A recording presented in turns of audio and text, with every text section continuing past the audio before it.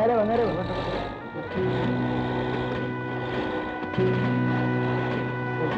പടകെടുത്തു, പടകെടുത്തു.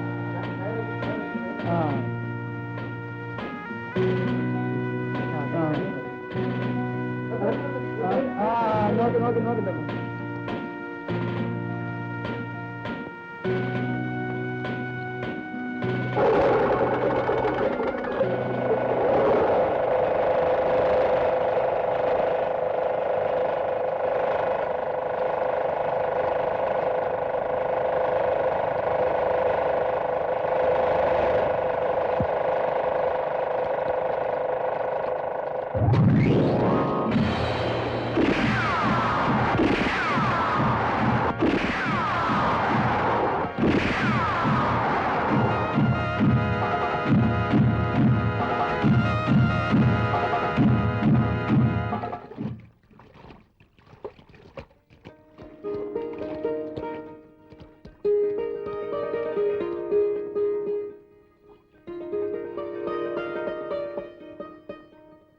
നമുക്ക് അങ്ങോട്ട് പോകാം. ഞാനെങ്ങും വരുന്നില്ല. എടാ, ആരെങ്കിലും കാണും? ആര് കണ്ടാലെന്താ? ഇനി എന്ത് നടന്നാലെന്താ? എടാ വാടാ. ഞാൻ വരുന്നില്ലെന്നല്ലേ പറഞ്ഞത്? നീ എന്നെ വിളിച്ചു വിളിച്ച് ഇവിടെ കൊണ്ടുവന്നെത്തിച്ചു. ഇനി നിന്നോടത്ത് ഞാൻ എങ്ങും വരുന്നില്ല. ചെയ്യരുതാത്ത് ചെയ്യാൻ തുടങ്ങിയപ്പോഴെല്ലാം ഞാൻ വേണ്ട വേണ്ട എന്ന് കാലു പിടിച്ചു. ഇപ്പൊ കള്ളനായി, കൊലപാതകയായി. എന്റെ പാവപ്പെട്ട മക്കൾ അനാഥരായി. ഇനി ഞാൻ സെൻട്രൽ ജയിലിൽ പോയാലെന്താ? തൂക്കുമരത്തിൽ കയറിയാലെന്താ?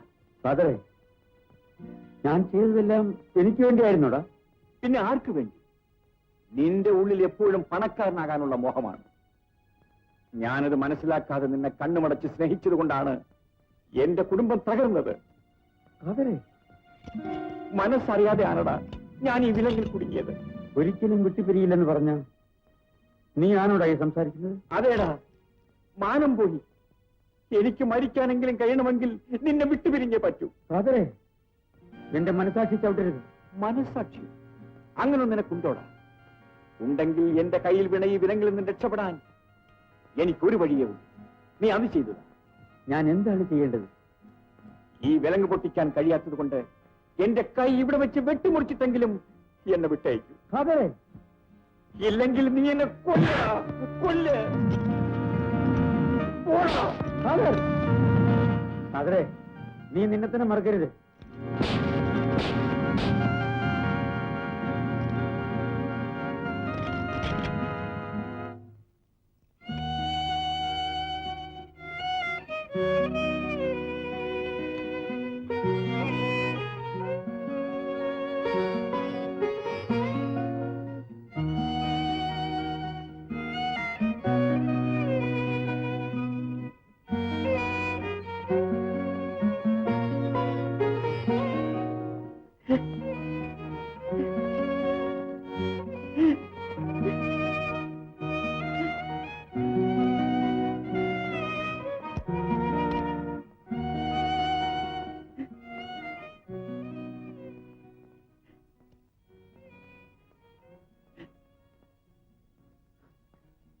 ഫാദറെ, എന്റെ ദുഃഖങ്ങൾ മരണം കൊണ്ട് അവസാനിച്ചു. പക്ഷെ നിന്റെ ദുഃഖങ്ങൾ മരണം കൊണ്ടും തീരുകയില്ലെന്ന് എനിക്കറിയാം. നീ മക്കളുള്ളവനാണ്. നീ മരിച്ചാലും നിന്റെ ആത്മാവ് അവരിലൂടെ പിന്നെയും പിന്നെയും പിടയുമെന്ന് ഓർത്താണ് നീ ഭ്രാന്തനായിപ്പോയി. നീ എന്നെ തല്ലിയതിൽ എനിക്കൊരു വിഷമവുമില്ല. നീ എല്ലാം മറക്കടാ.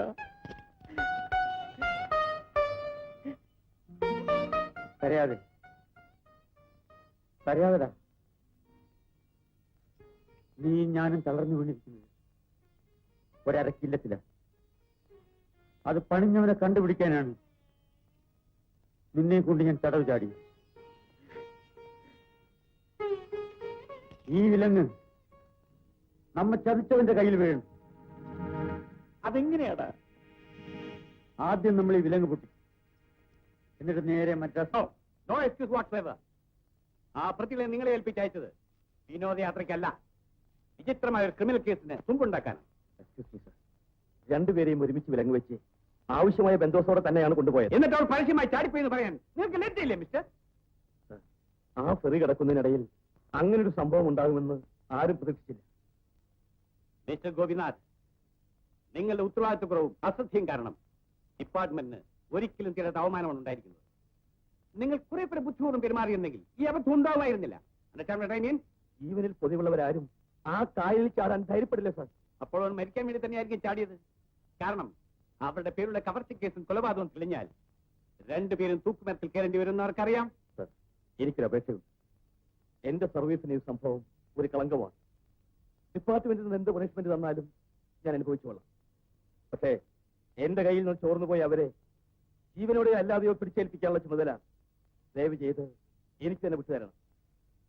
അത് തന്നെയാണ് നിങ്ങൾക്ക് തരാൻ പോകുന്ന പണിഷ്മെന്റും. Thank you sir. ഞാൻ എന്റെ ജീവൻ പണയപ്പെടുത്തിയെങ്കിലും അവരെ പിടിച്ചേൽപ്പിക്കും.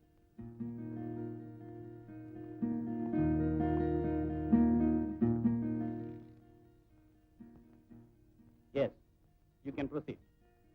പിന്നെ മറ്റൊരു കാര്യം, തടവ് ചാടാൻ ഇത്രയും സാഹസം കാണിച്ചവർ ഈ സമയത്തിനുള്ളിൽ അതിർത്തി വിട്ടുകാണുമെന്നാണ് എന്റെ വിശ്വാസം. അതെ സർ, അവർ മദ്രാസിലേക്ക് തന്നെ പോയിരിക്കും. മരണപ്പെട്ട ചന്ദ്രസേനെ കുറിച്ചുള്ള പൂർണ്ണ വിവരങ്ങൾ അറിയാൻ കഴിഞ്ഞാൽ ബാലിനെയും കാദറിനെയും എളുപ്പം പിടികൂടാൻ കഴിയുമെന്നാണ് എനിക്ക് തോന്നുന്നത്. കറക്റ്റ്. നിങ്ങൾക്ക് മദ്രാസ് പോലീസിന്റെ എല്ലാ സഹായ സഹകരണങ്ങളും കിട്ടാനുള്ള ഏർപ്പാടുകൾ ഞാൻ ചെയ്യുന്നുണ്ട്. Thank you sir. Another thing, don't repeat the mistake which I already done. Understand? Wish you the best of luck. You can proceed.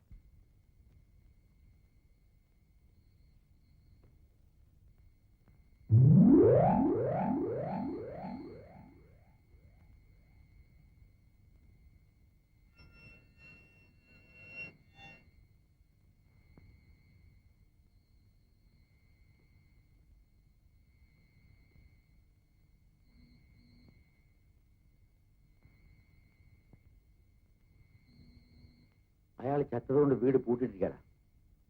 വാ.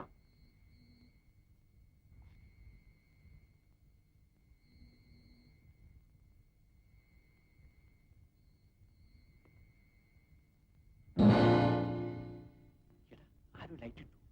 അകത്താളുണ്ടാവും തോന്നുന്നു.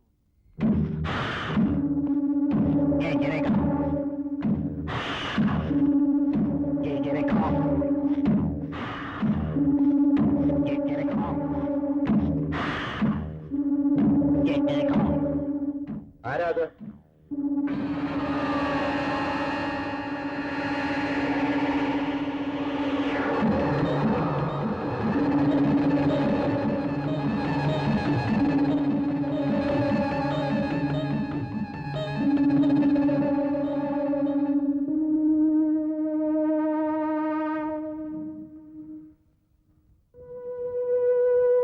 ബാലനും ഖാദറും അല്ലേ? അതെ, അകത്തേക്ക് വരൂ. വരാനല്ലേ പറഞ്ഞത്? വരാമേ.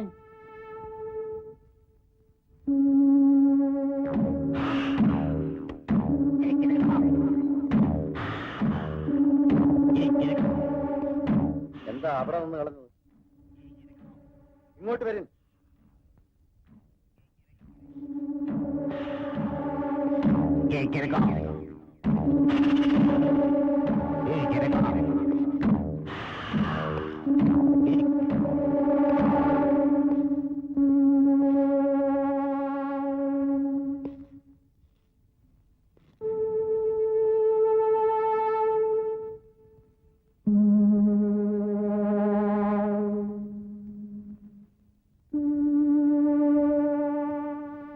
നിങ്ങൾ സത്യസന്ധന്മാരും കൃത്യനിഷ്ഠയുള്ളവരുമാണെന്ന് വിചാരിച്ചാണ് ഞാൻ പെട്ടി നിങ്ങളെ ഏൽപ്പിച്ചു വിട്ടത്.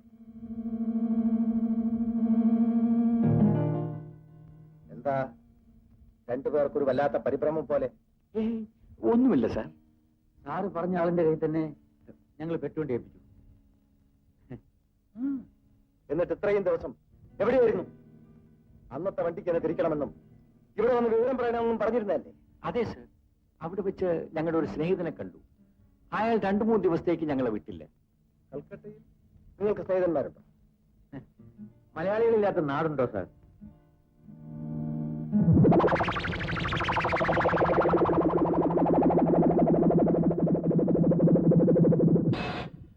എന്താണോ ഒളിഞ്ഞു നോക്കുന്നത്? ഒന്നുമില്ല, ഭക്ഷണം റെഡിയായി. സരസ്വതി മോനും വന്നിട്ട് ഞാൻ കഴിച്ചോളാം. ജോലിയൊക്കെ കഴിഞ്ഞ് നീ പോയി കിടന്നോ? ഓ, ഏതായാലും പെട്ടി അവിടെ കിട്ടിയതായിട്ട് കൽക്കട്ടയിൽ നിന്ന് ഫോൺ ഇതുവരെ വന്നിട്ടില്ല. ഫോൺ വന്നാൽ ഉടനെ നിങ്ങൾക്ക് തരാമെന്ന് പറഞ്ഞ രൂപ ഞാൻ തരാം. മതിയേ. എന്നാൽ ഞങ്ങൾ പൊയ്ക്കോട്ടെ. പോയിക്കോളൂ.